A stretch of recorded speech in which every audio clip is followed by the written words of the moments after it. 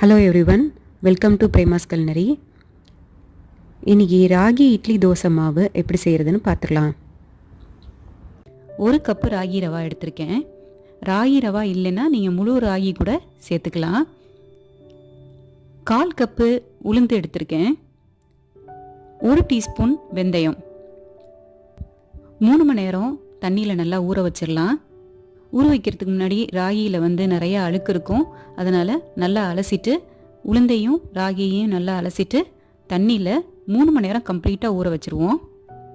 4 மணி நேரம் 5 மணி நேரம் ஊற வைக்கிறதுனாலும் வைக்கலாம், அதனால் ஒன்றும் தப்பு இல்லை. ஆனால் மினிமம் 3 ஹவர்ஸ் கம்ப்ளீட்டாக ஊற வைக்கணும். ராகியை நல்லா மறுபடியும் ஒரு வாட்டி ராகியை நல்லா அலசிடலாம். அலசிட்டு நம்ம ராகியையும் உளுந்தையும் நம்ம மிக்ஸி ஜாரில் சேர்த்துடலாம். இதில் ஒரு 1/4 கப்பு தண்ணி சேர்த்துட்டு நல்லா மைய அரைச்சிக்குவோம். நான் இதை மிக்ஸி ஜாரில் தான் அரைக்கிறேன், கிரைண்டர் யூஸ் பண்ணலை. நீங்கள் கிரைண்டரில் அரைக்கிறதுனாலும் அரைக்கலாம். மிக்சியில் அரைக்கிறதுனால எங்கே சாஃப்டாக வராதோ அப்படிங்கிறதெல்லாம் இல்லை, மிக்சியில் அரைச்சாலும் நல்லா வரும் மாவு.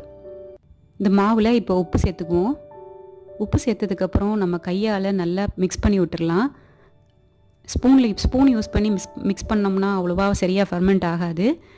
பெட்டர் நம்மளோட கையை நல்லா வாஷ் பண்ணிவிட்டு நம்மளோட க்ளீன் ஹேண்டால் நல்லா இதை மிக்ஸ் பண்ணி எடுத்து வச்சுக்கலாம். இதை மூடி வச்சிடலாம். இது கம்ப்ளீட்டாக 8 ஹவர்ஸ் நல்லா ஃபெர்மெண்ட் ஆகணும். 8 ஹவர்ஸ் கம்ப்ளீட்டாக ஃபெர்மெண்ட் ஆகலைன்னா இது சரியாக மாவு இட்லி நல்லா சாஃப்டாக வராது. இப்போ பாருங்கள், மாவு ரெடி ஆகிடுச்சு. நல்லா பொங்கி இருக்குது மாவு. அந்த மாவோட கன்சிஸ்டன்சி பாருங்கள், நல்லா சாஃப்டாக இருக்குது மாவு. அதே நேரமும் திக்காகவும் இருக்குது.